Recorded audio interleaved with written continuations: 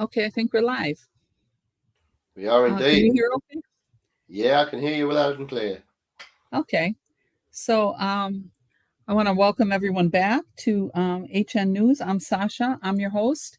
And we're bringing in today Rob from across the ocean here in London. And in a couple of minutes, we'll get to his comments and some questions that I think the viewers will be able to appreciate his experience and what he had to go through. And we're grateful and honored to have him here sharing it. First of all, I want to thank the subscribers who shared and showed their support for Mr. Bruce Kelly's interview last week. It was an amazing success. A lot of the subscribers had emailed in with comments and questions, and we appreciate the feedback that was shown. And you can trust that all of it will be forwarded on to Mr. Bruce Kelly, and hopefully a future date we will hear from him and bring him back on. And with that being said, I'm going to introduce Rob, and I'm going to let him go ahead and speak and tell us a little bit about himself and what brought him here to want to talk on HN News as it relates to R. Kelly. Yeah, hi Sasha, and thank you for the opportunity. I really appreciate it. I've been following this trial all the way through, very much like the Johnny Depp trial as well. It was interesting to watch and see how things uncovered. A little bit about myself. I guess you can class me as a serial entrepreneur, and I have many companies. One of which is this one here, which is Crew to View. And I also have a mental health foundation. I run an online estate agency and many other different companies.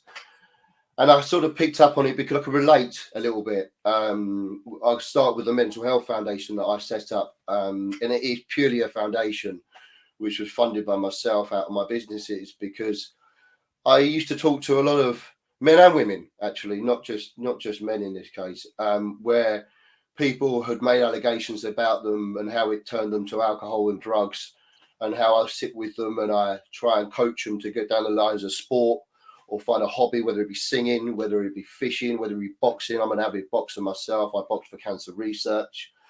And it was really just a case of sometimes people get caught out, and when they're put on a spot, we all have that friend that possibly has got out and got a bit drunk one night, had a few too many, may have got a little bit friendly, shall we say. And something I do on my podcast at home on Facebook is I like to do this, because one of the questions that said was, do you think we can mute R. Kelly music? Well, I'm going to do this now, which is, Alexa, play She's Got That Vibe. And the reason I do this is because when you do a Facebook Live and you have the music in the background, obviously you get muted. It's Friday night over here in the UK. It's now 9 o'clock. It's 8 o'clock in the evening, not 9 o'clock in the evening. And, I think nowadays we have to try to take accountability for our actions in what we do. I've made mistakes in my life. I'm a man. I'm a human. We're renowned for it. I make a mistake every day, and that's because I'm learning every day. However, I never go out to hurt someone. And with regards to the foundation, I had to set it up because there wasn't any support for my mental health, really, because it was so overwhelmed because of COVID-19. So the reason I could relate was just purely because I set up a team, which I invested a huge sum of money into. And having ADHD myself, being diagnosed literally 3 years ago, people sort of clutch onto it and they realize you're a yes man. And it's very rarely you'll say no. So you're a people pleaser. And by doing that, people will tend to say, can I have this and can I have that? And you tend to say yes, and you say yes. And then eventually you run out of money and you say no. And then things change, and they change dramatically. And with people have made plans or whatever, and they're expecting. And my nan said, the most amazing woman in the world, never expect, and then you'll never be disappointed. Whatever, and they're expecting. Sorry.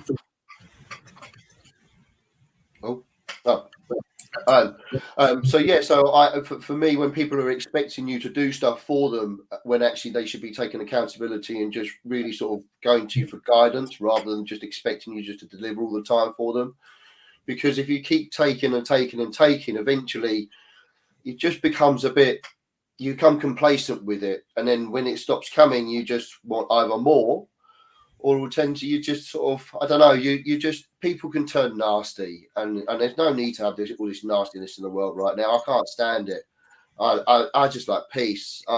I'm a Christian, but I do believe in the Buddhism as well, and there's a yin and a yang. So wherever there's good, there's bad, and vice versa. So you just got to try and be a good person, I guess, is the best way to be. And as I said, the reason I set that foundation up is we support kids now into sports. We had a lad that we sponsored who actually became #1 in the world in Muay Thai boxing. And it's a nice feeling to be able to give back and give to people, really. And as I said, the people that I became a victim of betrayal because I invested everything into them, because I believed in them.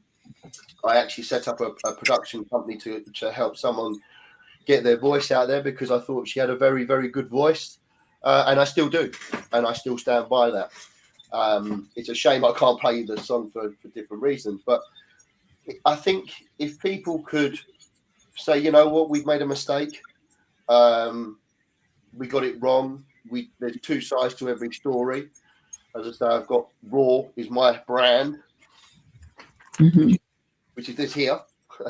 I just printed off, and which is recognizing, acknowledging well-being is the main fact. But my name is Robert Anthony Wells, so my brand for my estate agencies. So that's really basically, in a nutshell, really what's about with me. I just tend to give back. I pay forward. I live by the secret. I have my vision board. I listen to his music all through my life, and dance a lot, and a lot of the DJ in a lot of clubs to his music. So I'm very grateful for it, and it'd be a shame to mute it. Okay. Yeah, well, that's a lot. You're doing a lot of great things. It sounds like you're focused on what you can do with what's happened to you rather than being stuck in a situation that you can't look back and control what you could have, would have, should have, or maybe would have changed. One of the things you said that kind of stood out to me was you said that the takers get used to that lifestyle. You also talked about having a mental health foundation. Would you say that, is it your opinion that the takers have some, it's something to do with an addiction of their own, something they're seeking that they're not fulfilled in? Or what is it? What is it about these people that believe that they're entitled? Or what could you say about that?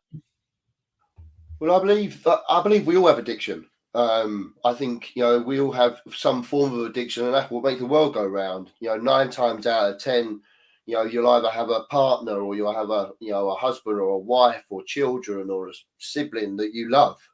And when that is taken away from you, you tend to go to escape to alcohol or drugs. And if you can shift that focus from the drugs and the alcohol to a sport or a hobby and a passion and make that your addiction, you'll then become successful in it. If you make your life all about money, then you will never be happy in life, because you're not always going to have money. Things are going to go wrong. So when things go wrong, and they did for me, I hit a massive rock bottom. Yeah, and if you go high, you're going to hit the bottom. You've got to hit the bottom at some point and then bounce back up again. And unfortunately, I've managed to get to that stage in my life. But I think when you say about whether they think that they deserve it, I think if you relate to the Bible of the 7 sins, we all know what they are. When you're successful as someone like R. Kelly, you don't have to worry about any of them to a degree, apart from the fact is, who are your real friends? Because the reality is the majority of people are just going to expect you to buy. Oh, you've got loads of money. You've got all the money in the world. You can go and buy the round, and you can go and buy that bottle of Cristal champagne, and you can buy this, and you can buy that, or the ridiculous things about the McDonald's. It is a case of people just expect if you've got money that you should have to pay for it because they haven't got any. And the reality is Is, you know, if you hang around with five idiots, then you're going to be the sixth idiot. If you hang around with five wealthy people, you'll become the sixth wealthiest person. It's just that mentality in life and how you need to be. You just got to accept the fact that if you work rather than complain, you'll then become successful in life. You know, as I say on this sign here, I have to look on this side here. You know, success is not an accident or a chance. It's hard work, patience, learning, and sacrifice, which means you're a lonely person for a period of time. Which you know, in my world, it was 7 years, 7 months, and 7 days to get where I wanted to be, to live my dream, where I was living in a hotel, in a spa, having the best world, living my life, living my dream. Mm-hmm. Mm-hmm. Yeah. Uh, what part of your story do you relate specifically to what R. Kelly's going through with the justice system, or with these women accusers, or the law? What could you speak to that at all? Yeah, so I think it's very difficult, and I can only talk on behalf of a man because I'm a man, you know, and I know women have their problems, and they have the demons, and they have their issues with the police Sure. and the laws. However, you know, my friend I was talking to earlier, Jamie, I've mentored him. He turned to alcohol because he had a rape allegation put against him, and he just kissed a girl in a bar when she was drunk, and she made out that he sexually assaulted her, and this guy was arrested, taken to the police station, was swab tested, humiliated effectively, and was branded a sex pest, if you like. Mm. And that scarred him. That was in his head then for years, and it still is now. We're mentoring him and coaching him and spending Sure. time with him. So, you know, you can relate to it, and likewise myself. You know, we all know that one friend who may go out and get drunk and then go and pull someone, and they've got the boyfriend at home or a girlfriend at home, and then they get caught out and they go, "Oh no, it wasn't me. It was, you know, they tried it on with me." And you just think, well, really, because it seems to keep happening quite a lot, you know. So that to me is where it takes the accountability, and I think some of this situation, you know, I can't say whether anyone's innocent or guilty. The only two people who can vouch to whether they're innocent or guilty are the parties who are involved. You know, the situation that I found myself in is, you know, if I go out to a pub or a club and I go and have a few drinks, and I meet a lady at the bar and we're having a drink, and you know, now I won't go home with them just purely because I'll meet them first of all to go and have a coffee, and if we get on, then you know we'll go out another night. But that's learning as you get older. I'm 42 years old now, but you know, we have this situation now that when if you know, ladies now, I mean, you know, you've only got to switch the internet on and go and watch RedTube or Pornhub or something like that, and you see what people get up to in these videos. And some of these things are a fantasy for people. You know, you go and Mm. carry out some of these fantasies that you watch on Pornhub with your partner at home, you're probably most likely going to get a slap in the face.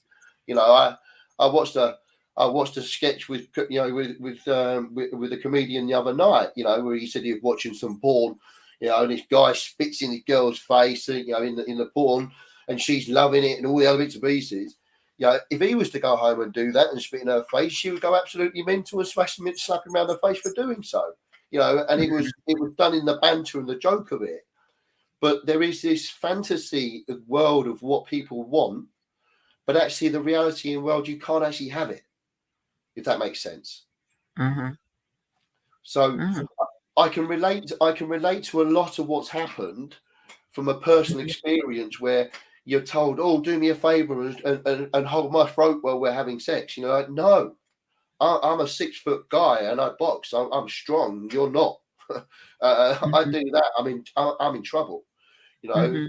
so it's a very fine line where you can cross before you can start indulging into that sort of area if you decide to go down that route. I mean, you almost need a prenup to sleep with someone nowadays just to make sure that you're safe. Right. And along those lines, if there were agreements made beforehand, and there are signed agreements with two consensual adults, where does it come in that that they can change their mind later and it ends up in court? Um, how do you feel about that? Well, if it's been signed, it's been signed. The thing Mhm, is, it's almost like you need a breathalyzer test for your mobile phone before you use it. mhm, It's so hard. I mean, apart from anything else, it sort of kills the romance side of things, really, doesn't it? Can you sign mhm, this first of all, before we go to bed? I mean, it's not to me. mhm, It's a line that we have to accept that as an adult we have to be accountable. We have to be accountable. And what I'd say is my mum is my world. She's my best mate, and I haven't spoken to her for a year because of a lot of things that were said about me, and I've fortunately cleared my name. It was my mum was invited to Elvis Presley's party once when she lived in Vegas, mm. and she stood in the queue. She was called out. His entourage went around and he collected the beautiful women in the casino. And my mum was a beautiful lady. She still is. And when she was asked by the entourage, "Do you want to come to the party?" She was like, "Oh yeah, let's go to Elvis Presley's party. This is gonna be amazing." And she Wow. went to the clothes down to the boutique, bought herself a nice new dress. So did her friend. And they get back and they're all dolled up, stood in the queue going up, and it was two ladies at a time. And my mum turned around and just as she got to the door, she froze and she went, "I can't do this. There's going to be alcohol and drugs there, and I can't go.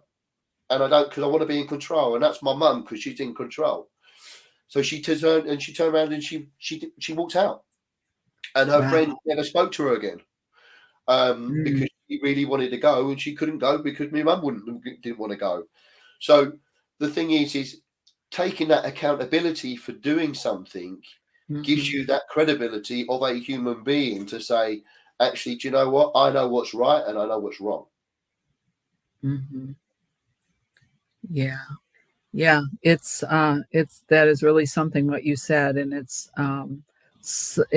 it would be good if the court would recognize that there is some responsibility on both parties, no matter what, and it should be taken into account as far as what really happened. Yeah. Um, I can't, yeah. I grew up in a house full of women. My mum and my dad are still together. My dad was a hard-working man, and he worked away 5 days a week. So I just grew up in a house full of women. So I have nothing but respect for women, and to be branded and labelled, whether it be a sex pest or whether it be someone that shouts at children or whatever, to have that put at you when it's everything you stand against and you do everything to try and get these people out of these environments to give them that better life. It's heartbreaking because you're like, I've witnessed my sister's been beaten, verbally. Mhm, I've seen my sister with a mhm, black eye before. And, for me, it's hard to see it. I know I can't do anything about it because it's my sister's boyfriend, but you can certainly have words. But mhm, you can't go out. I mean, I wouldn't hit anyone in the street because I fight in a ring. I don't want to hurt someone out without my gloves on. Um, mhm, so it's yeah. As I say, I think the thing is there are guys out there that do this, and there are women out there that do this. So mhm, you've just got to be able to stand and say, do you know what? I'm actually innocent in this, and I thank God. I do thank God that we're now one of the most watched world in the world with CCTV everywhere. People are either on TikTok or mhm. they're on Facebook Lives. There might be a chest cam on the police officer. There could be. You're always being watched nowadays, and Right. if people were to recognise that your mobile phone is listening to you 24/7, AI Mhm, is there. And I think the right. thing is people realize now that I need to be careful what I say because there is every possibility I could get caught up. So when you say something, if you lie, you've got to have a very good memory. If you tell the truth, it doesn't matter if you've got a bad memory or not because it's there. It's the truth. You know the truth. But if you're drunk or if you're high, then you ain't going to remember. And I think it's safe to say that we've all had that evening thinking, oh, what did I say last night when I had too much to drink? We've all done it. Or alternatively, the keyboard warriors, once they've had too many glasses of wine, the Sauvignon Blanc's kicked in, and they're going, "Oh, let's go and have a little rant on Facebook or Twitter or Instagram." It's the drug infuses someone's opinion or someone's mindset, and ultimately can cause some damage. Right. Right. And, what you had just said, I thought I was thinking that, for some of the accusers, if the stories were fabricated or, embellished, for them too, with the Me Too movement and the new this whole new wave of what someone can come back years later and put charges on somebody who now is successful 20 or 30 years later, and they're able to get money for that. There's an incentive, and I don't know, because it's new, that the court is taking that serious when there's discrepancies in statements, and it falls on the defense to fight their way out of being guilty, as charged, just coming in because somebody's accusing them. And the thing about it is that these accusers, I mean, this is all new to what's going on today. These accusers have to live with that, and who's to say, even if it is 10 years down the line, somebody comes forward and is able to prove that accuser is lying. What is the court going to do with that? When somebody's sat in prison for 10 years or 15 years, and their story is proven that the accusers were not telling the truth, and there's proof of that. So we're going to see, a difference. We're going to have to see a difference, and we're going to have to demand a difference in the truth, as to what the truth really is in its totality, not just what somebody said against someone. And I think that's something that's so serious right now, as to what happened with yourself, with Mr. Kelly, with probably several others, because there is that incentive that they can get money. And so that's really disheartening, and it's something that I think we should be taking serious, and the accusers should take serious. It's really not a game. It's not a I, game, because you're taking someone's life away. They can't get that time back. Yeah, I think the Me Too movement. I think there's definitely required 100% to a degree, but it is also Uh-huh. taken advantage of. And the thing is there is the minority of people who will take advantage of it, because actually some people actually who are speaking up for valid reason. They've had that trauma, Mhm.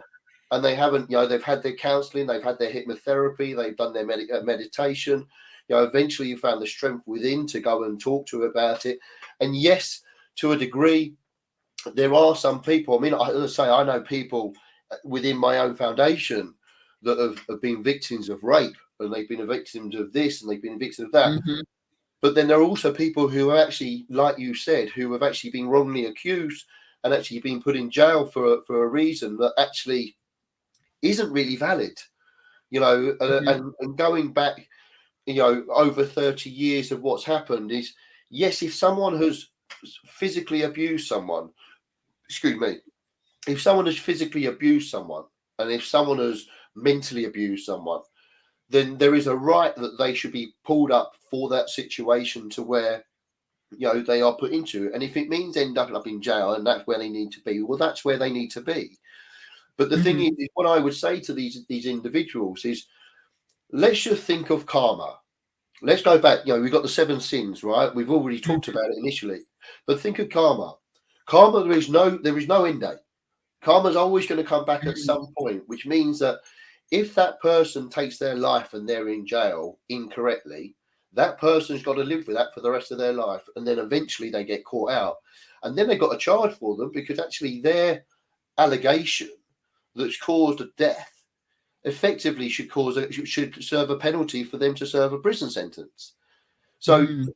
in theory, if we can start as we are, technology is so far more advanced now to what it was in the 80s and the 90s. I was born in the 80s, but in the 90s, when we had the kiss and tells before we had Facebook and social medias and all the other bits and pieces, there were people out there who would go and find a celebrity and go and snog them and then go and tell their story to the press. We've all know about it. We've seen it for years. Mm-hmm. So it's at such a it's so highly hyper focused, which is something I suffer with. Is the fact that if you were to make that allegation, and it may not happen to you, the karma might not come back at you, but let's just say one of these individuals makes an accusation to a man or a woman of the fact that they sexually assaulted them, and they didn't. Well, if they've got children and someone does that to their child, how are they going to feel? Right. That's their karma. That's their karma. Exactly. Their child has then got to go and deal with the mental scarring and the trauma of actually thinking someone's made this allegation about it, which is not true. And that parent's got to try and get that person through them going, actually, do you know what? That was me. I did this. This is what this does to someone.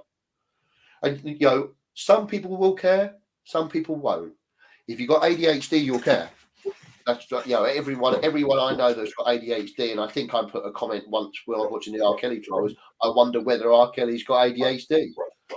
And so to me, it's just you've got to take every situation on its merit. We're talking about the global megastar who could have had whoever he wanted, whenever he wanted, bought whatever he wanted, went where he wanted to go. Money was no option, no object. So to me, I just think, as I say, you've got to take everything on its merit, because actually say, I mean, I think he's a brave man having a house full of women. I mean, I can't keep one woman happy, let alone a house full. You know what I mean? So, I think you probably learn from that nowadays. But again, as men, women grow up quicker than men, fact, and then they have children, and they have to grow up quicker because they've then got the children. But actually, the men don't really play a part too much a lot of the time. Sometimes they do, of course they do, but sometimes they don't because relationships break up. And then the guy will go off and do another thing, and whether they find another partner or whatever, because for them, men have to try and compensate to know that their partner and their children are eventually going to find another partner, and that partner is going to see their children more than he is. Mm-hmm. So that hurts the man, regardless of how much people think that men can just brush things off and we just put it under the carpet. A lot of men become a lot softer as they get older and grow up, and life begins at 40, and they say that just purely because at 40 years old, most of your mates are married or they've got children, and they're not going down the pub every weekend. Mm-hmm. So as I say, I think when you get older and you realise actually the stepping stones are potentially where you might have gone wrong in the past, actually the benefits moving forward are, I made this mistake once before, let's not do this again. Sure. And if fool me once, fool me twice, fool you. But ultimately, if you do something once and it's wrong, it's a mistake. If you do it twice, there's a choice, and then you're a wally. Okay. Another question I was wondering about: were you able to view the Surviving R. Kelly docuseries? I watched most of it. I must admit, I didn't watch all of it because I actually ended up switching it off because I realised it became a bit more fictional rather than factual. And I think after watching it was Bobby, wasn't it, the other night? I was watching here. Sorry, we were Bruce Kelly. Sorry, not Bobby. I was watching him, and when he was saying that, these people have filmed for hours and hours and hours, and then they take snippets of bits and pieces, which is actually going to make the entertainment, shall we say? They don't want the boring bits; they want the meaty bits, and some of it is perception of, oh, I wonder what happened there. It's not, it's like Chinese whispers, isn't it? Someone says one thing, and then it gets relayed to the next person, and then the next person. Before you end it, that it's completely changed by the time it's hit the 10th person. Mm-hmm. So watching it, I feel for a lot of these girls to a degree. I don't understand. I'm not there. I'm not party of what actually happened in there. And as I said to you, a minute ago, I wouldn't live in a house full of women and having umpteen mistresses, because I think it's crazy personally. But I think also that when he actually found someone that he actually really cared for, and went, I can't live this lifestyle anymore, and tried to call an end to it, maybe some people got bitter. I don't know. Hmm. I know many. My ex-business partner, when I left, a scorned business partner is just as bad as a scorned ex-partner, partner. When people feel rejected, people did cope in different ways. Absolutely. Absolutely. What is your opinion about the muting of his music and or playing his music? Well, I don't. I still play his Okay. music. You listen to the lyrics of these songs. I think when we were talking the other day, Sasha, listen to them. Listen to the lyrics of "She's Got That Vibe." Uh-huh. Listen to the lyrics of "Bump and Grind."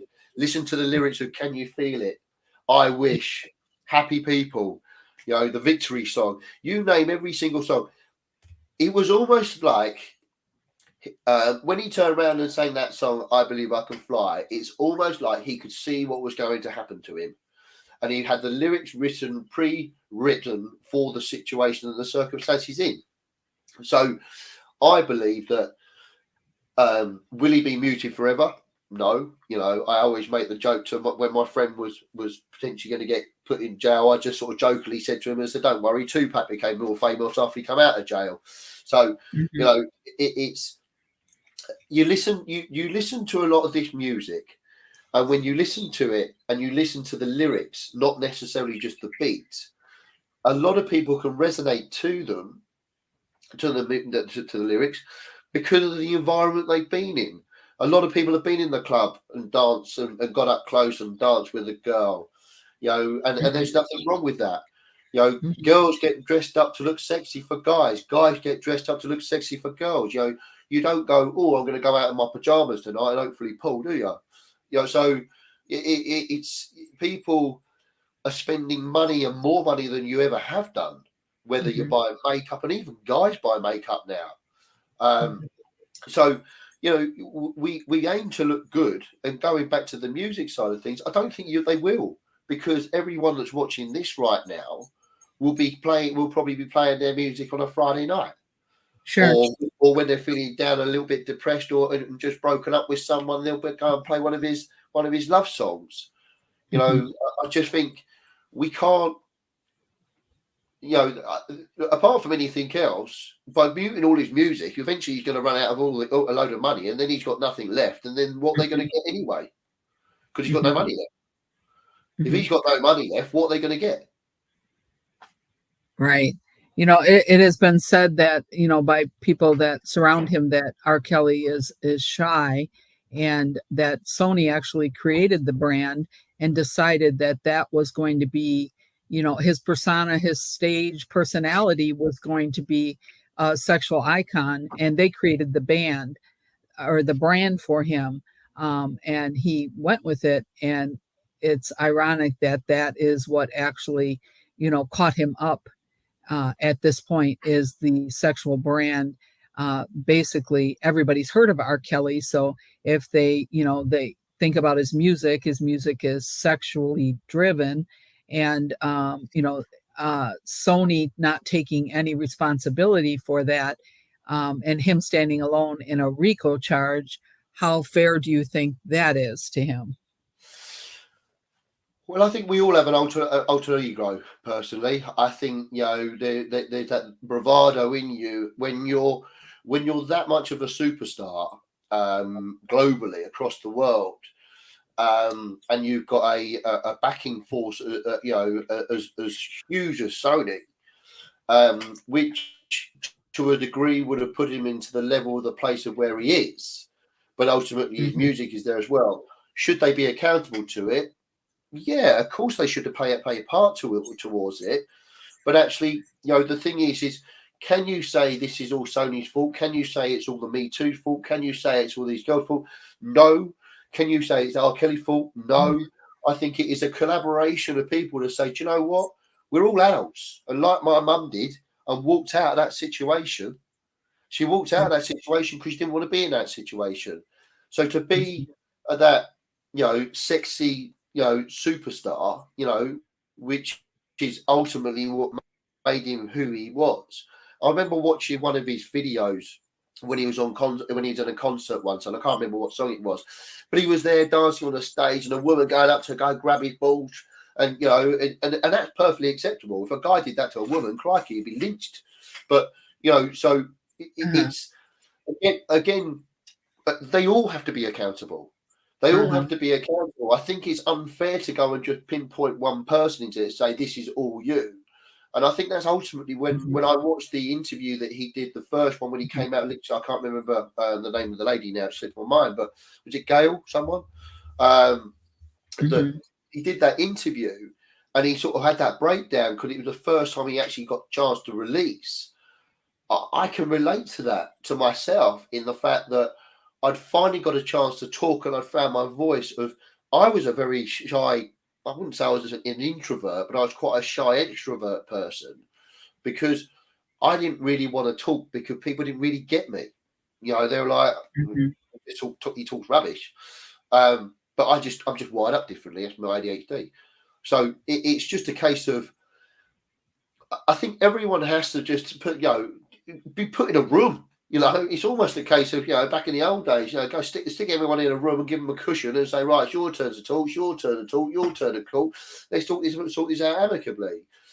But actually, the thing is, when people are hiding and shy and don't actually want their name put forward, or they want to hide to protect themselves, and I toy with doing this as an avatar, but actually, the reality is I don't condone any form of misconduct to a female or misconduct to children or anything like that at all.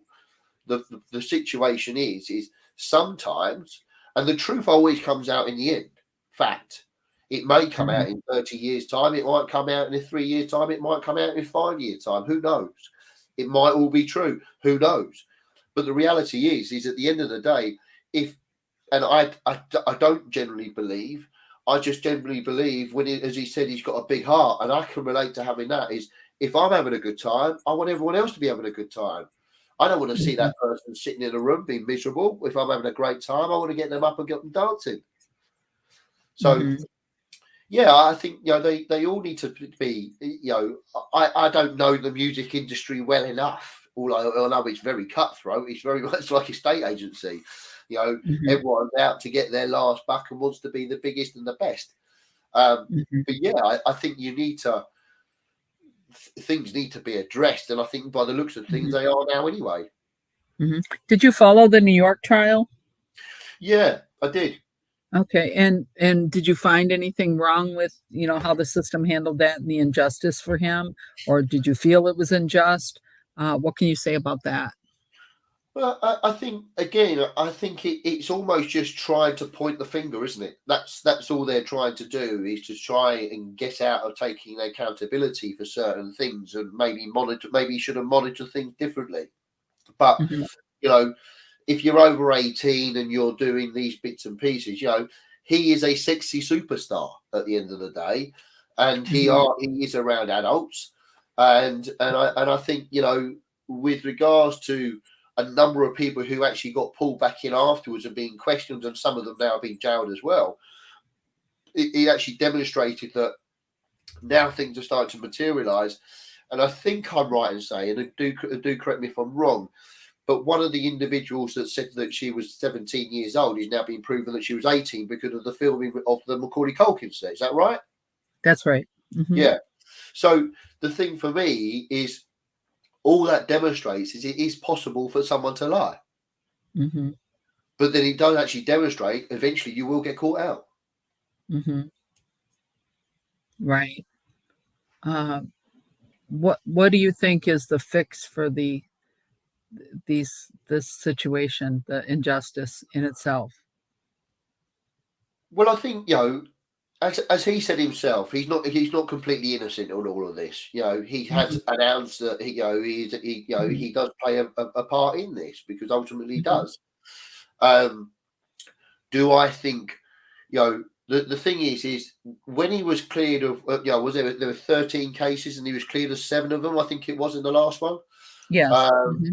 you know, if there's 13 and over half of them he's actually cleared of, but actually there is again the minority of not of being cleared from. He's in a situation where he can actually say, well, can we look a little bit deeper into this? You can't change the past. It's done. Hmm. You can't get back the 3 years of him being in jail already.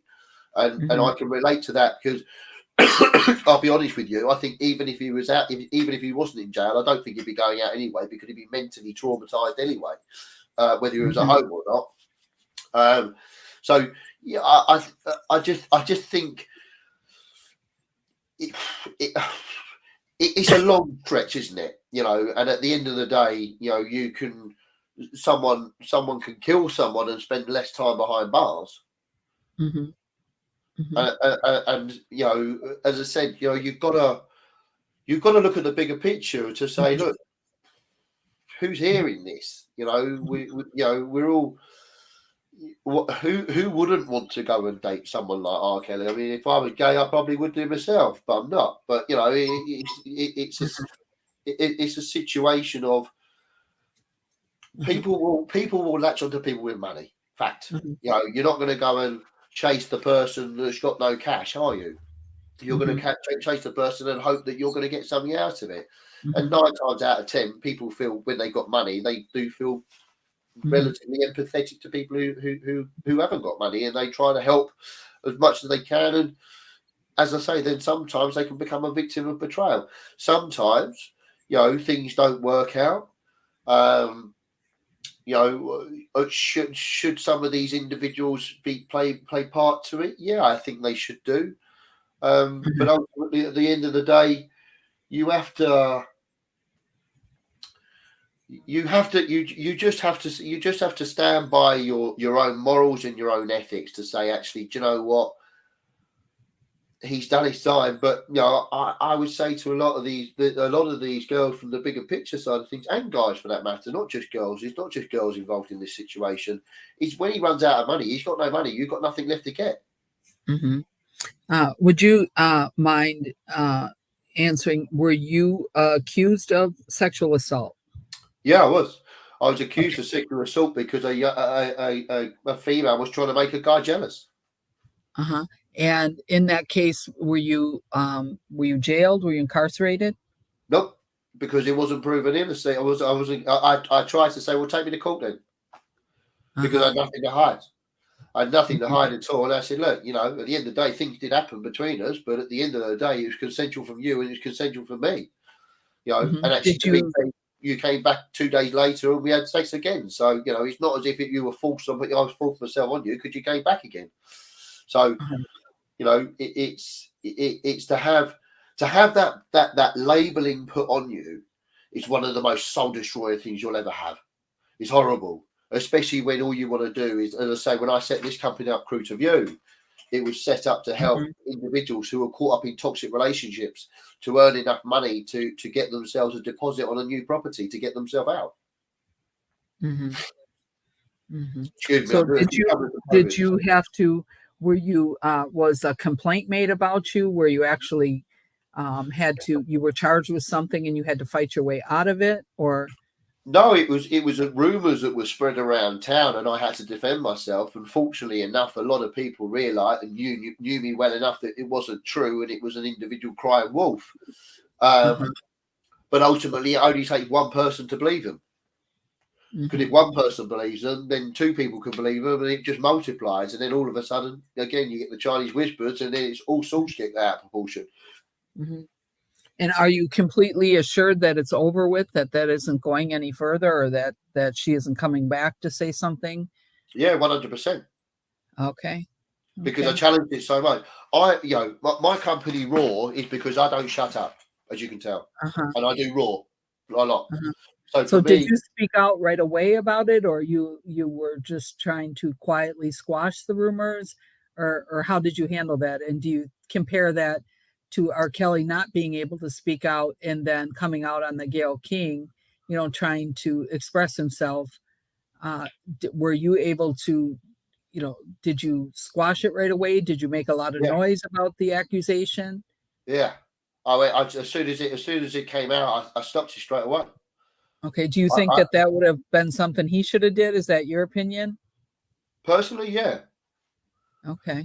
I think I think the thing is the longer, because at the end of the day, the longer someone keeps quiet and the longer it's kept brushed under the carpet, Hmm. at the end of the day, the rumours get wider spread. So Hmm. to crush it, and fortunately, touch wood, I haven't been silent. I've never Hmm. been silent on social media.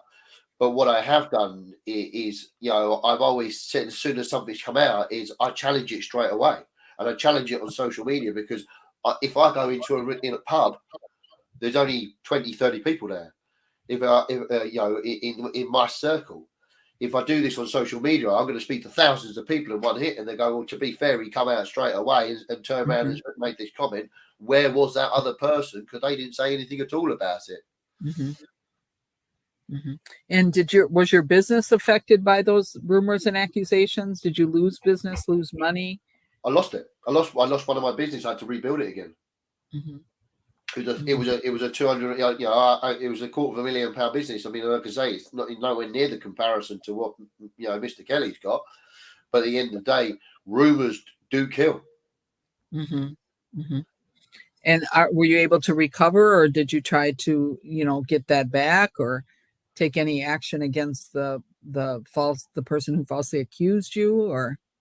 Uh, it- w- I got it back. I managed to just trickle through. It's probably the easiest way of putting it. I managed to just get my lifestyle completely changed from living in a lovely 5-star hotel spa to actually being made homeless and living on the streets. So I Wow. lost a lot, but Mhm. I lived 5 months on the streets. Wow. Only in the last, I think when I spoke to you, I've only actually had this roof over my head for the last 6 weeks. Wow. So Mhm. that's how recent it's been. Mhm. Uh, but I was always shouting out about it, and I think that was my downfall. My downfall was I was shouting out too much about it. That actually I should have just shouted about it, stopped, moved on, and parked it, and got back on my life. But I couldn't because of the trauma. Sure. Sure. Uh, so was it in the media against you, or it was just people speaking out and Just people, accusing you? just people speaking out. And to be Uh-huh. fair, I probably made more work for myself because I was speaking out about it on social media and probably didn't need to, but I just felt I had to, just purely because actually when I found my voice after mentoring and getting through this journey with talking to my pals who have been on a similar journey, um, who, I wouldn't say they're completely broken, but they're certainly not the person they used to be. But if someone doesn't speak out about it, it will continue to snowball and it will continue to happen. As I say, we've all got that friend that will make out that someone tried it on with them when actually we know full well it was them trying it on with the other person. Uh-huh. Hmm. What do you think that um, what do you think about what the media did in response to his indictment when he was indicted? How do you feel? Do you feel the media reported only one side, or how do you see that? And are people talking about it where you live? I mean, what is the overall response, if you don't mind speaking about what people think about the R. Kelly case where you are, and if you're able to speak out and shed some light or defend that. Well, I was never afraid of speaking out about it because I knew it wasn't true. I do know press will go and find a story and try and pick as many holes they possibly can to make their story look more meatier than anyone else's.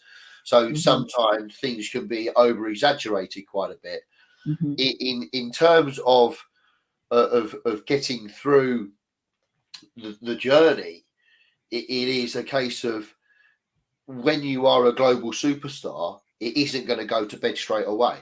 Hmm. It's going to continue for a period of time, and hence the reason why He's saying, I wish. I think he's traveling, he's doing a journey for a lot of people who can relate to it, going, wow, this poor guy. Or alternatively, is because of what the press have put in there. Is when I spoke to you, Sasha, about when we first talked about doing this interview, I put on Facebook myself is to sort of, with the individuals who made the allegations about me, was I put, I'm going to be listen to me, I'm going to be interviewed by the R. Kelly, the press team or investigating team to a degree.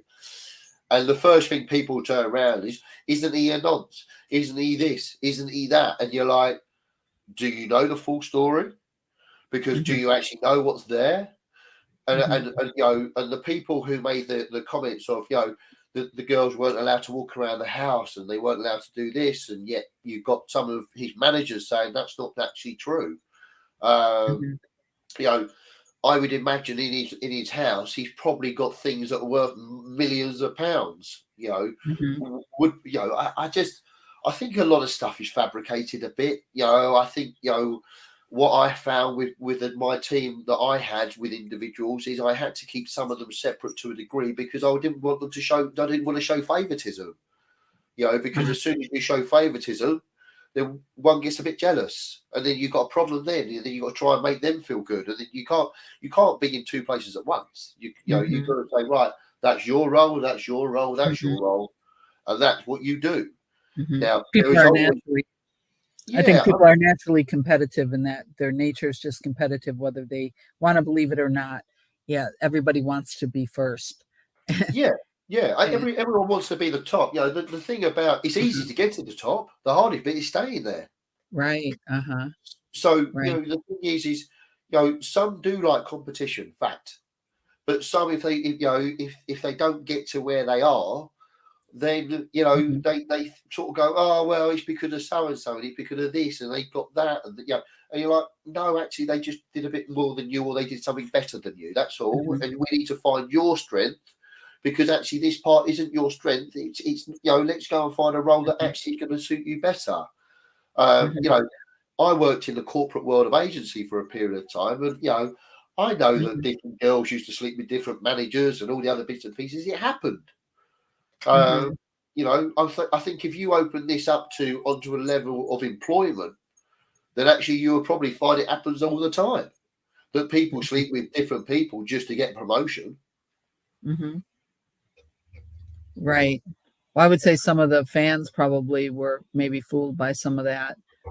It happens. You hear about it in the music industry that somebody, either misuses their position and makes a fan believe they're going to get to be with the superstar by being with them. And we've seen that happen, or it's been said that happens out there. So in terms of that, I think you're right about that. Getting back to what the media did, the media really only showed one side of it, and I know that there's a total another side. And like you said, people are responding to what they heard. That they were locked up in rooms, and all of that, none of that came out in court. That anybody was held hostage. And the one person who did say that she was locked in a room was, he was found not guilty on that charge, the kidnapping charge. So I think the court did a good job of, or the jurors did a good job of recognizing that accuser was embellishing her story to jump on board, maybe for money at some future date. Also, in the indictment, it was said early on that if he was found guilty, that the money that he made from his R. Kelly brand would be confiscated by the government.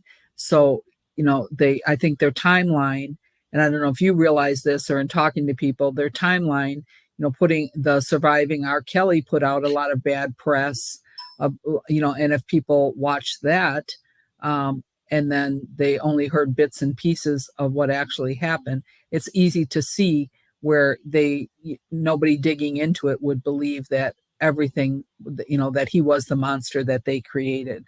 How do you feel about that? Well, again, I think the thing is as soon as as soon as the word paedophile came out, I think a lot of people switched off, and a lot of Mhm, people made assumptions and actually went, mhm, I don't want to be involved with this person anymore. That's that's wrong, and it's disgusting. I mhm, would like anyone that gets involved with and affects a child, mhm, it should be locked up. Fact. mhm, Um, I think it's what we're finding with this, where it's being challenged, which is effectively what's happening, is actually things are mhm, starting to materialize where things aren't starting to add up. And this is where I say about, mhm, if you tell a lie, you've got to make sure you've got a very good memory, mhm, because you're not going to be able to walk into the courtroom with a notepad and with all your notes on, saying, oh yeah, I said this bit and I said that bit. So you've got to, when these things do eventually come out, you just you get caught out. And what is the repercussions of it? Well, no, I don't think they should get any money. Should they be giving the money back? It's a question that the judge needs to make. I'm not a judge. I think you just, there is, when something goes wrong in a partnership or a friendship, undoubtedly that friend or ex-friend or ex-acquaintance is going to speak better about themselves than they are about the other person, because it's always going to be the other person's fault. They're never going to be accountable all the time. Not all the time. There is a minority of people who go, actually, well, I did do this, which is why. But you know, I think the press, again, the press will always be the press. You've only got to look at the situation with the Johnny Depp and Amber Heard situation, and Kevin Spacey, who's now just been released out of jail after a period of time, with the truth now finally coming out. There are the truth comes out in the end, and I think to save all this hurt and all this pain is actually for people to turn around and go, if if the judges and the corporates turn around to all of them and say, right, you've got an opportunity now to tell the truth, and we're going to put you on an MRI scan, and we're going to make sure that you can't lie when you're doing this because you're doing an MRI scan. If you've got an opportunity to tell the truth now, walk away and say, do you know what? I sort of made a few bits and pieces up, but there's going to be no consequences to it. Or alternatively, they say, look, you can keep challenging this, and you might get, there's a chance you're not going to get anything because you stopped all his music anyway. So, what's the outcome? Is it just a case of they want him behind bars because they're not with him, or do they want him to be behind bars because they feel that he's hurt them for whatever reason, or is it just an element of envy that he's chose someone else over them? mhm. Right, and maybe if they both were put to that test, the not only the defendant but the accusers, what is it that they want? If they were given a choice on whether he would be criminally charged or they get paid, um, it makes you wonder what exactly would they choose? Would they choose to just be paid, or be chose to criminally charge him and feel some kind of But closure to that Well, I that think that's part the of it. question. I think the question is going to be put to them. I think the question Right. is to be put to them to say, what is it you want out of this? Mhm. Is it you want him behind bars because of this is what you've done, or is it is it because you want money? And that's Mhm. that's only a question they can answer. I Mhm. can't. Some of them. I mean, I listen. I've been heartbroken. I split up. When I split up with my ex missus, I was Mhm. heartbroken. And Mhm. we do stupid things when we're heartbroken. I mean, I never went to the extent of wanting to get them put behind bars, granted, but Mhm. there was a time where I felt rejected. I was like, well, what did I do wrong? I treated you really well, and I did this and I did that, but maybe I did. Maybe I did something too much. Um, Mhm. but yeah, I think if they were all pulled into the courtroom for the judge to say, what do to all of them, right? What do you want? What do you want? What do you want? Mhm. Then they could, if they all turn around and go, well, actually, I don't want any money out of this. I just want to make sure he gets his Mhm. comeuppance. Mhm. Then, How then that's maybe what the judge should do. how do you feel about the 30-year sentence? It's a long time, isn't it? I mean, it's a life sentence. I mean, he may have well just go and have the electric chair, to be brutally honest, because he's not going to come out. Um, it's again, if there is truth behind it, what is the punishment for that? I mean, I don't know. Is the honest answer. I do think 30 years is a long time, especially when I don't what's the length of time in jail in America for someone killing someone. Some of them get a lot less time than that. So the thing is yes, he has killed their lifestyles of what they used to have.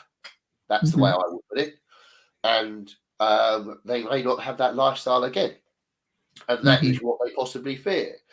To have 30 years behind bars, if there was paedophilia in there, then yeah, I definitely, then people shouldn't be allowed out. Well, to clear that up, the case in New York was not about pedophilia. It was not about pedophilia, and so I don't. It was the the RICO charge, the Mann Act for transporting people across state lines, that sort of thing, and so it was not. There were no minors involved in the New York case. Yeah, well, they weren't charging him with that. Yeah, I think in the trafficking side of things, watching the latest one the other day was, he took, like, I've got hundreds of female friends, and many times that one of my friends I've seen her at the bar and she's a bit drunk. I would say, look, come back to mine. You're not safe to go home on your own because the chances are some bloke's going to try and grab you to take you home and you're drunk, and you probably would do. And someone could sleep in my bed and I wouldn't go and have sex with them because I don't need to. That's because that's me, right? I don't need to go and have sex with everyone that I lay my hands on. I have respect. For someone I took 4 of my friends away to Ibiza for her 40th birthday. I mean, is that then trafficking? No. I've taken them away on holiday because it's her 40th birthday. So you can class that in the same camp if you like. But if to me, I'll be like, oh crikey, I'm going to go and see a global superstar and get flown across first class to go and watch a gig. I mean, that's pretty impressive, to be fair. Nothing, again, what happens in the hotel room afterwards, only they know. The problem is you can't tell at this moment when people had sex or not. That's the thing. And the chances are, whether they did or not, I don't know. Yeah. What advice do you have? I know you said you deal with people who are, have been falsely accused or accused of a crime. What advice do you give them going through a court case? What advice would you give to somebody who's been falsely accused? Well, you have to change your lifestyle. You have to change your lifestyle in not go out and getting drunk so you don't know what you're doing, or being a little bit more, if you're introverted and you have a few drinks to become a little bit extroverted, then you need to find your inner strength. You need to find out yourself in order to be able to portray yourself to be that person that people like. And going back to my example of my pal Jamie, is actually the amount of people that actually love him as the guy that he is, but because of the allegation against him, he has that allegation still walked in his head of that's what people think about me, not actually the fact that people like me, when I haven't had a drink. So for me, alcohol is the devil. It really is. People, it makes people do stupid things. Facts. We've all done it. We've all had that extra drink too much, unless you're teetotal. I don't think there's people in this world that can turn around and say they've never been drunk and they've told a mistruth. If you can, then you probably had a little bit of a boring life, in my opinion. But yeah, I think my advice would be to anyone that's been caught up into that situation would be, you made a mistake, don't do it again. At the end of the day, you haven't been caught guilty, but the chances are, if you get pulled up again, the chances. So anyway, this is the second time round now. It's a bit. it's becoming a common occurrence. So Mhm. change your lifestyle. And if you can turn around and say, look, I was completely teetotal, personally to me, I think everyone should wear body cams nowadays. That's if you have my opinion. Body cams and then non-disclosures. Yeah, absolutely. Yeah. 100%. What about what do you think that there should be something done about the false accusers when somebody is falsely accused? Do you think that they should pay a penalty? Well, If I think it should be a criminal offence. I think it should be a criminal offence for people crying wolf. uh-huh. I think whether it be a year in jail, whether it be an X amount of community service. The thing is it's difficult, and Mhm. it's more so because obviously the mother typically has the children, so it's not difficult to Sure. go and put the mother in jail because then the children are left without a parent. Uh-huh.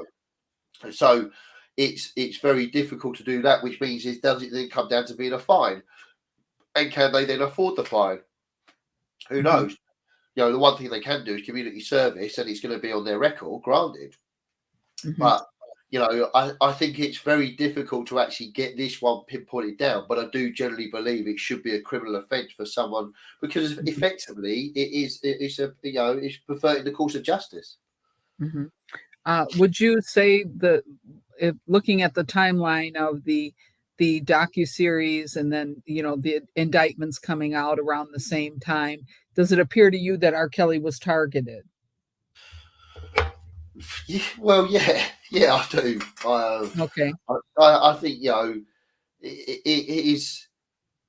It was people that if people didn't argue on Facebook and Twitter and Instagram, Mhm. there wouldn't really be a social media, really, would Mhm. there?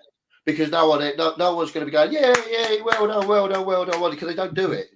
You want someone to go, Mhm. oh, look at him, he's doing that again now. Mhm. Oh, look at that, he should bought that new car. And, oh, look at him, he's drinking Cristal champagne. You know, people who are sitting there drinking a can of a soft drink at home, on a Friday night, they probably want to be going out. Mhm. But if they can't afford to, they'll probably be sitting at home, probably having a cheap bottle of plonk, Mhm. and we'll probably start messing. And that's when things start going wrong on social media, in my opinion. Mhm.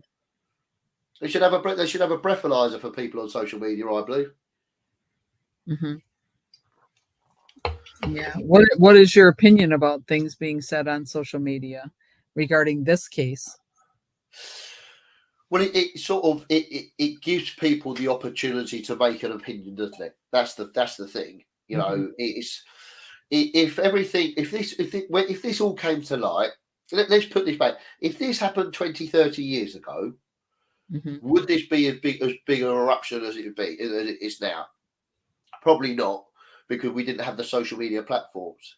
So the thing for me is it is a case of I think he's been ostracized to a point of because he is in this position of power, and did he use his powers to get where he is?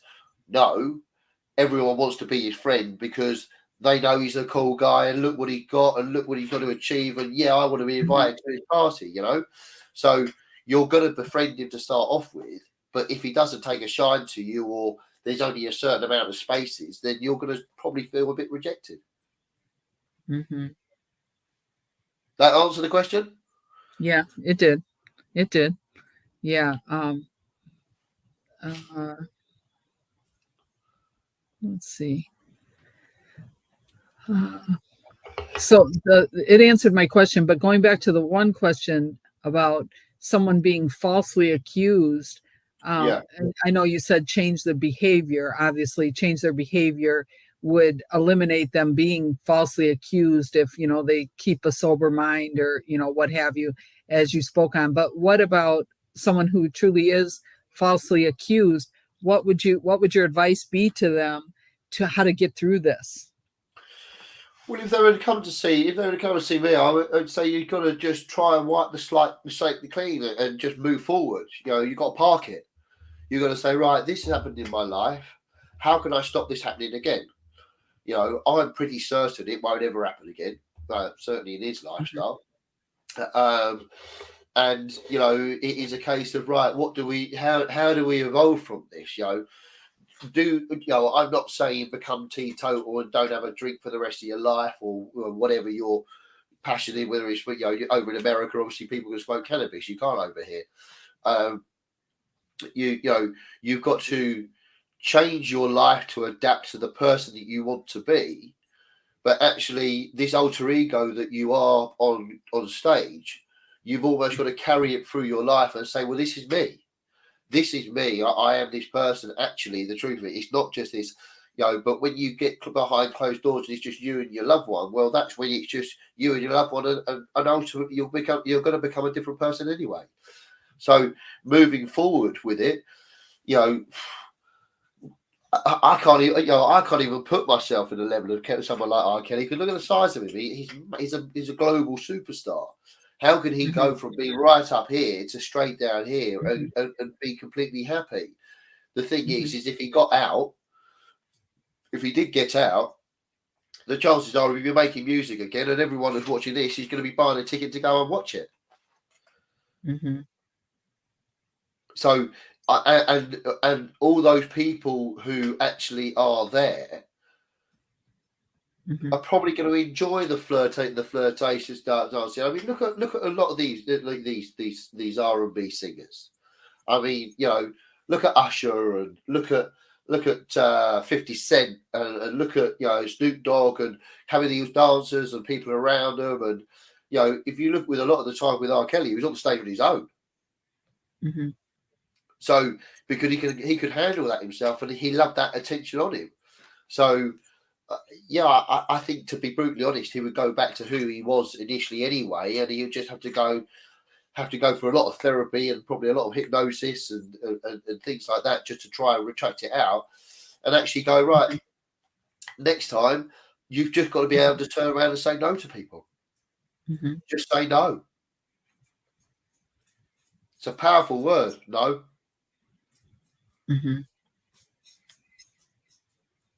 Okay, well, what about the person who's falsely accused right now? What is your advice to them? Stay strong, and the truth will come out at the end. Sorry, excuse me, just coming out of COVID. I would say strong. I mean, as I say, I can relate to having these stories told about me, and I always knew they weren't true, and that's why I couldn't understand how someone could do that to me when all I wanted to do would just be good to that person, but actually it wasn't appreciated in the end, and I had to say, look, well, if you want to go, you want to go. I'm not going to hold a gun against your head to say you've got to stay and work for me now, but all the time you're working within my industry and within my brand, I'm going to be paying your wages, and I need you to do what I ask you to do. That's not slavery. That is just basically saying this is your job role, and this is what you've got to do, and that is what you're going to be doing between your 9 to 5 and working with me. But in terms of, to R. Kelly, I think you have to. He's got a huge mountain to climb, and I think the fact that he sang these songs already in preparation of. It's almost like they know that the lyrics of the songs are there almost as his words to sort of trying to protect him. So it's to ask the question about what he can do is, if he knows he's innocent, just keep praying to God, and God will try and get you through it, because that's what I did, and I did. He got me through it. And it worked. It worked in your rebuilding. You had to go to being homeless and everything else, losing everything. I lost my family. I lost my home. I lost my business. I lost my loved ones. I left my dogs. I lost everything. But actually, the thing is, the humbling thing about losing everything is actually when you start from scratch again, you really appreciate everything you've got. I mean, literally, in my flat now, these are my inspiration, being consistent, knowing that success isn't a result of arrogance, it's a result of self-belief. It's one of the strongest things that someone ever said to me. But also the 7 rules of life, you've got to let it go. You've got to ignore them. You've got to give it time. You don't compare. You just got to stay calm. It's on you, and just keep smiling, because all the time you're miserable, people won't come to you. And actually, all the time that you're happy and you're smiling, happy people, as it were, it was, people want to be around you, want to bounce with you. Absolutely. Absolutely. Yeah. What else would you like to add? Do you want to talk more about exactly what happened? The person was working for you and how that took place. You want to actually talk about your story, Yeah, and I mean, how you. I think the thing is you can give too much, right? You can not give anything, and then eventually your staff aren't going to stay because they just think, oh, you're a bit miserable and a bit tight. Or alternatively, you can give too much, and that's where when I say you've got to be so careful, and just dipping back into the R. Kelly situation, having a house full of women, trying to keep that house full of women happy was never going to be an easy task ever. So Mhm. in terms of, for me, when I had a fleet of men and women, is I couldn't keep them all happy because I could only spend a certain amount of time with different people, because having 7, 8 different businesses, they all take my time. So I put these people into these positions to do so, and I would love to play the track that had produced. I would love to do so, because actually her voice is actually very, very good, and that's the reason why I invested into her. And this would have been an amazing platform for me to actually just share her music with people. But for the reasons of, I don't want to cause any more trouble, I'm not going to do that. Is Uh-huh. actually just to turn around and go, well, look, you missed a real bad opportunity. That you missed an opportunity because of your silliness of making a very, very bad comment. For me, I was only trying to get my office eye stuff back. That's all I was trying to do. And I had a harassment charge put against me to start off with. And I'm like, what? I'm trying to get my stuff back. You know what I mean? I'm just, my office had to give to the new member of staff who's got to replace her. And that's the hard bit. It is, harassment. I was tenacious. I was persistent in getting my stuff back. That's not harassing. That's just being persistent. Words can be taken and misconstrued in so many different ways, and Sure. and ultimately, I don't hate any of the individuals that work for me. I don't dislike any of them. If anything, I'm grateful for the opportunity, because I now know I can handle this. Because if I've handled it once, I can handle it again. I mean, as it happened, I handled it 5 times, all at the same time. But the thing was um, finding that inner strength to push through, or reaching out to the higher God. For me, it was God. For some people, it's dogs. Some people, it's your parents.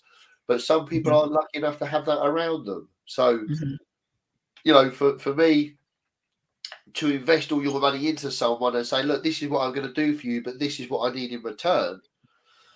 If they can't fulfill that what the requirement is, you do have to let them go. And Mhm. that's Did you have people, that other people who were working for you at the time, that were willing to step up and say that it wasn't factual what she was accusing you of, um, and no. stand up for you?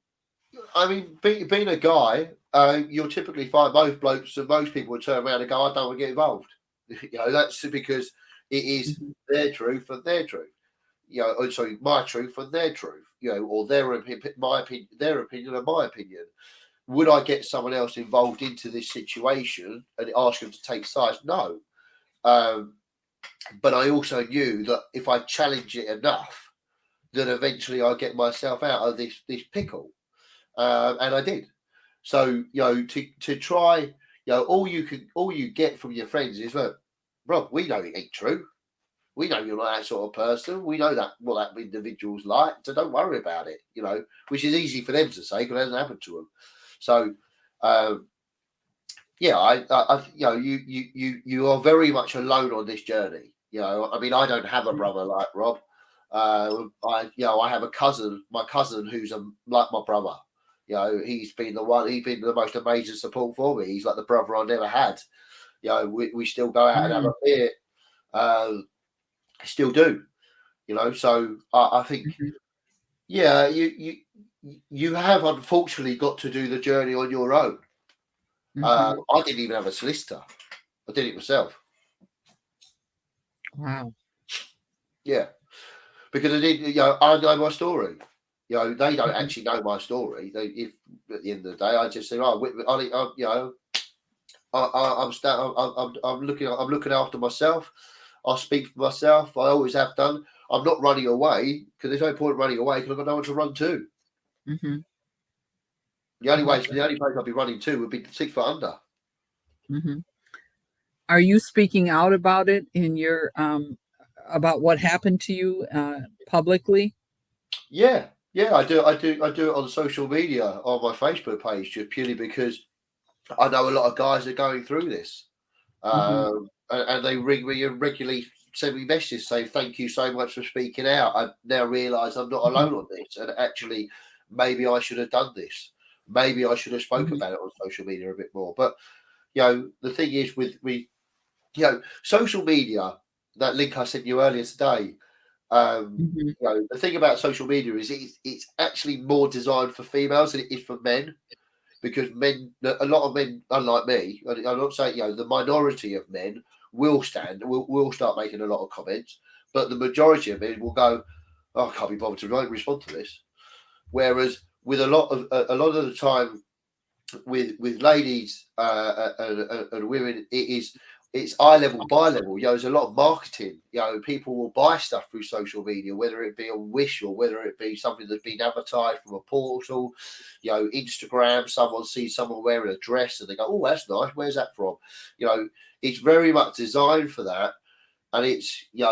My mum used to work in a doctor's surgery. I remember used to go there at work. It used to drive me insane having to Mhm. go there after school, sitting in a doctor's surgery, just listening to people gossip. You're like, oh, please, my Mhm. ears are burning.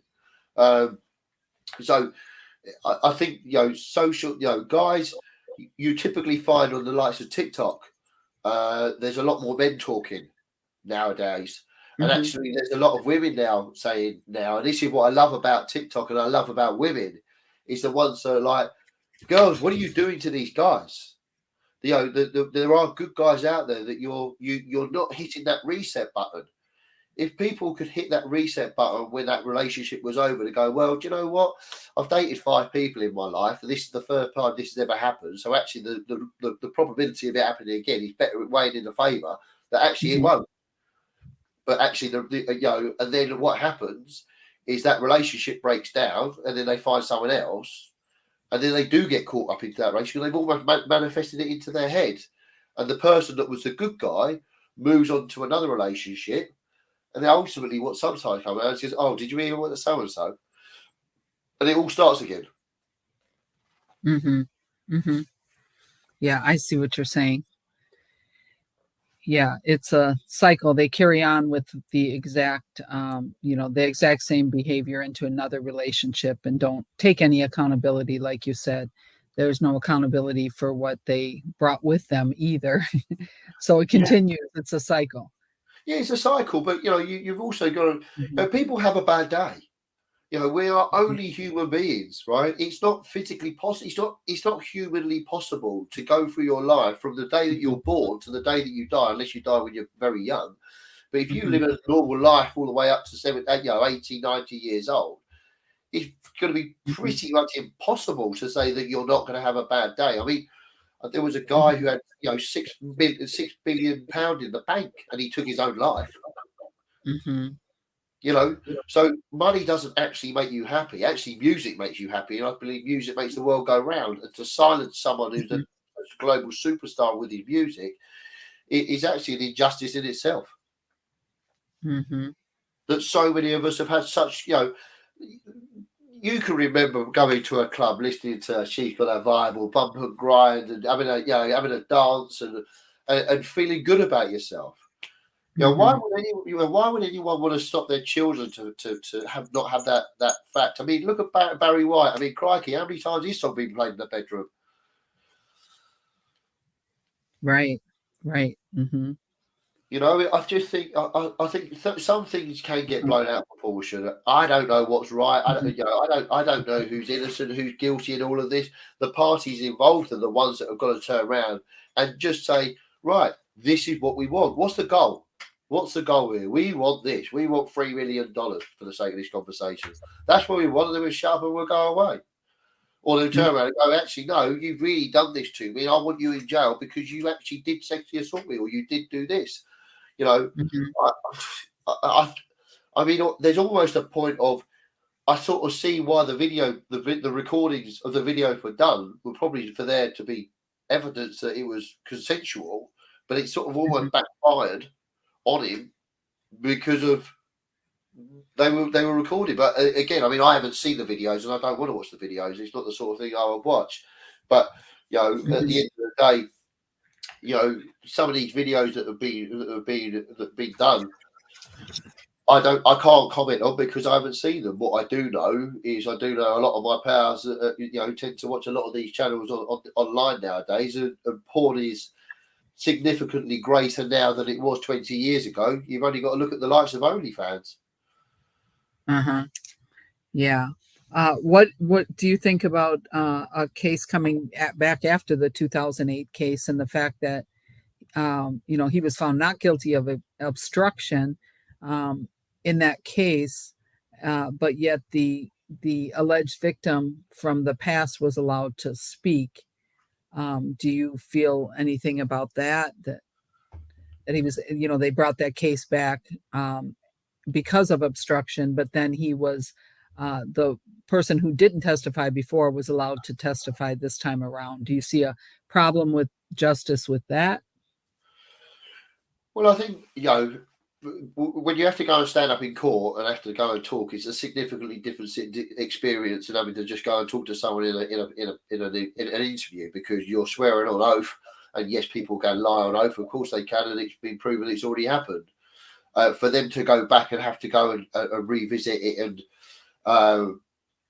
you know, the fact that they've been given a chance to talk, well, it gives them a chance to challenge it, and actually challenge it properly.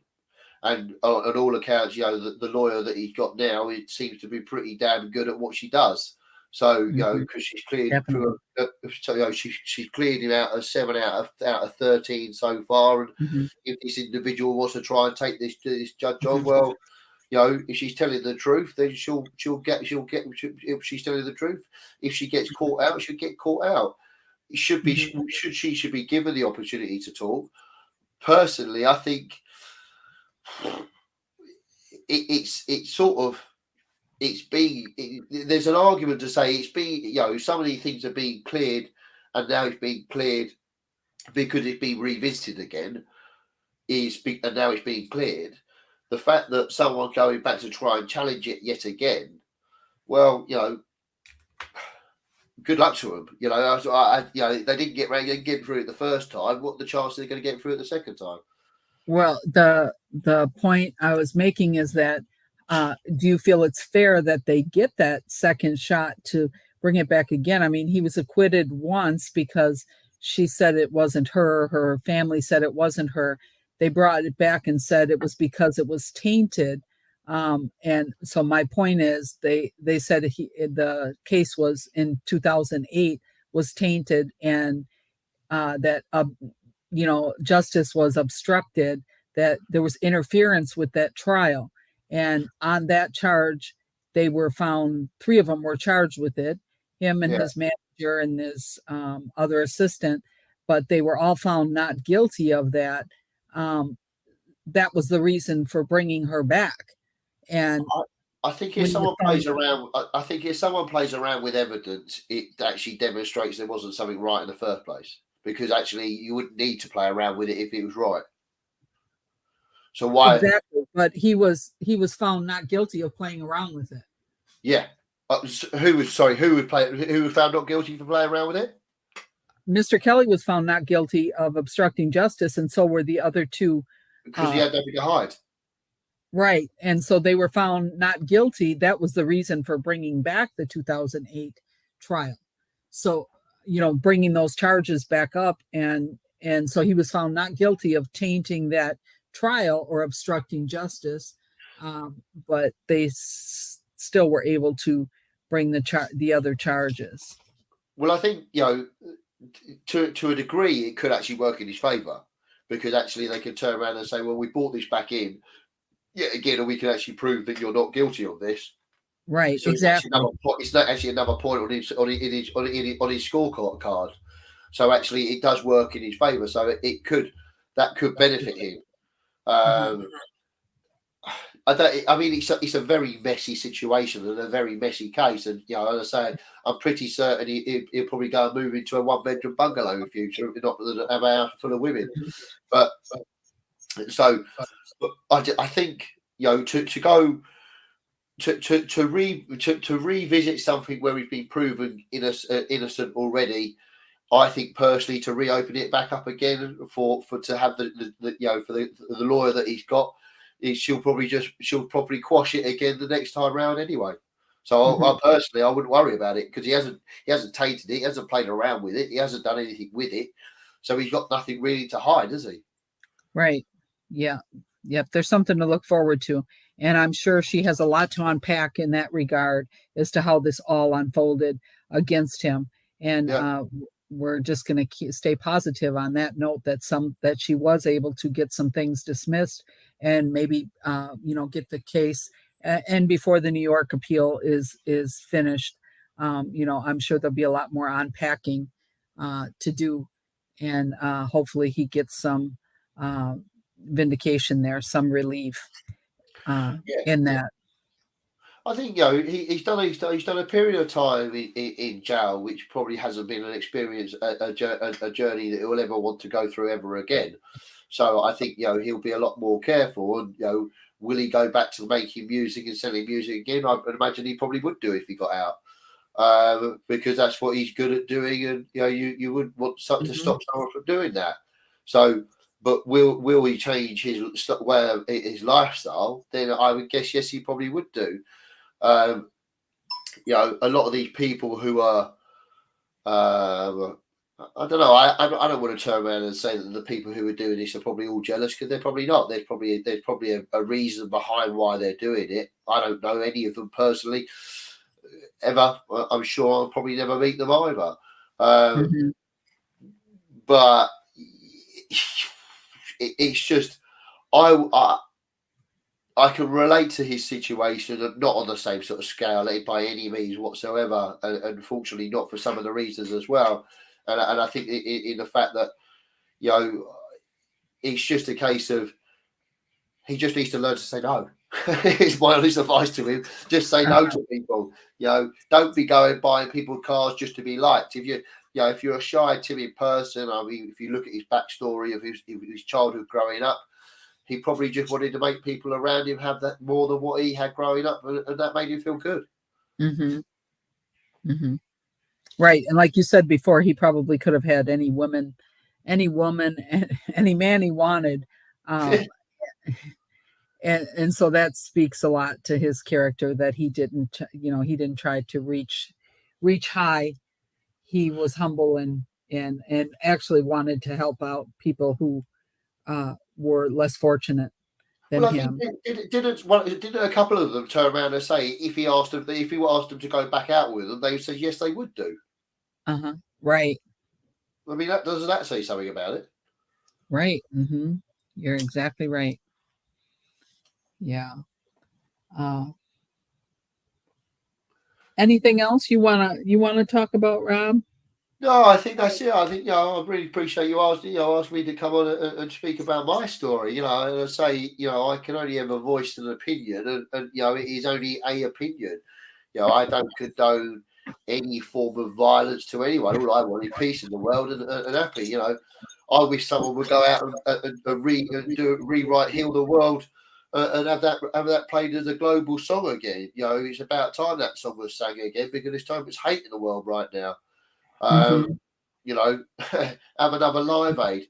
That's what we need right now in this world, in my opinion, is to get people together and start singing again. It's just there's so much going on in the world, and it's come a place that actually, someone said to me not so long ago, "Did you want children?" If you asked me that question 10 years ago, I would say absolutely yes. Ask me now, no, I wouldn't. I wouldn't want to bring a child into this world right now. It's horrible. It's you know, but I do like the fact that we are now evolving, and there are likes of there are quite a few females now actually actually getting silenced online for actually saying for speaking up to say that, you know, they're not, you know, some people need to, you know, some people need to be accountable.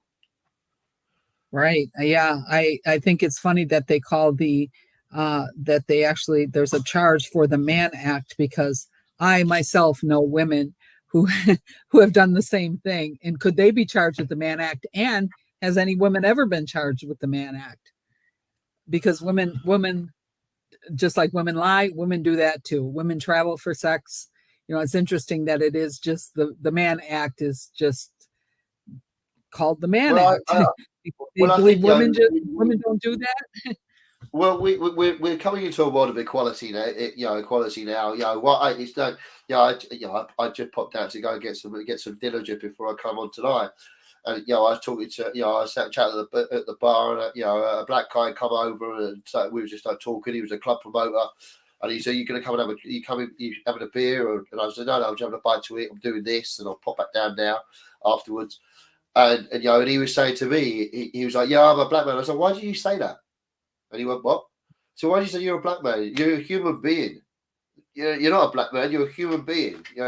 It doesn't matter whether you're black, white, ginger, fat, small, dwarf. I don't care who you That's are. If right. you're nice to me, I'm nice to you. If you're horrible to me, then I probably won't talk to you. It's as simple as that. But I Uh-huh. think with this, we're coming to this equality now. Women are getting a lot better paid now, which is great to see. There's a lot more rights over here now, with the fact that a lot of companies are going down the routes of, and it's something I've done for years in my company. That if some of my girls want to go through IVF, then I'll give them that time to go and relax their bodies to make sure it works, because it's damn expensive. I've done that, and I've done that for the last 12 years. So it's not something new in my world, but it's something new that's coming in. So what's nice to see is we are getting into this equality, but actually Mhm. what the reprimand could be for the ladies of the world, of what you just said, is actually, if you do want equality, you've got to remember that actually, if you get caught for this, is actually there's an opportunity that you will lose, go to jail, and your child is going to end up in care, or with the Mhm. father, or with the grandparents. I don't know where they're Mhm. going to, you know. So it's a world that's evolving slowly, Mhm. but you're never going to fix all these problems overnight. They're just Sure. going to be things that identify a problem, and unfortunately, you have to wait for something to go wrong to be able to fix it, because Mhm. the mistake to be made had to happen first of all before you go, "Oh crikey, didn't see that happening." So, yeah, Mhm.